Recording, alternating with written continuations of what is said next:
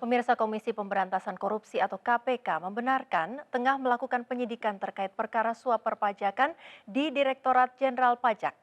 Hanya saja KPK belum bersedia menyampaikan secara terperinci konstruksi perkara serta penetapan tersangka.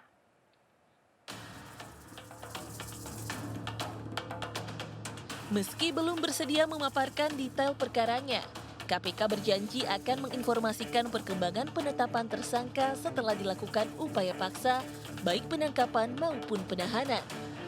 Diketahui perkara suap yang terjadi di Direktorat Jenderal Pajak ini terkait dengan pembayaran pajak sejumlah perusahaan.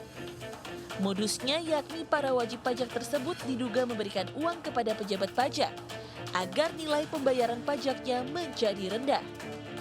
Diduga nilai suapnya diperkirakan mencapai puluhan miliar rupiah.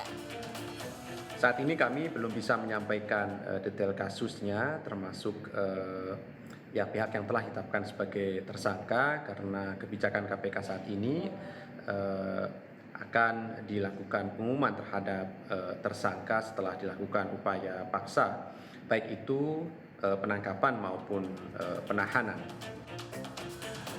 Sementara itu, Menteri Keuangan Sri Mulyani memastikan telah membebas tugaskan oknum pegawai pajak terduga kasus suap yang tengah disidik KPK.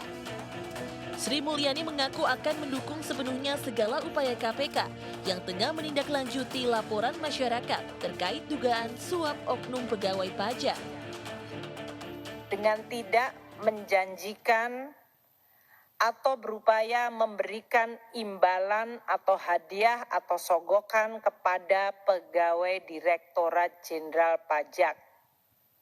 Upaya yang dilakukan seperti itu merusak tidak hanya Direktorat Jenderal Pajak atau individu, namun langkah-langkah seperti itu adalah merusak fondasi negara kita. Kasus dugaan suap terhadap pegawai pajak hari ini seolah kembali mengingatkan kita kepada Gayus Tambunan yang populer di era 2010 hingga 2011. Pegawai Ditjen Pajak ini menghebohkan tanah air dengan sejumlah kasus mafia pajak yang melibatkan banyak pejabat. Sempat tersenyum karena harta haramnya, namun Gayus harus menelan kenyataan pahit, dihukum penjara hingga 29 tahun.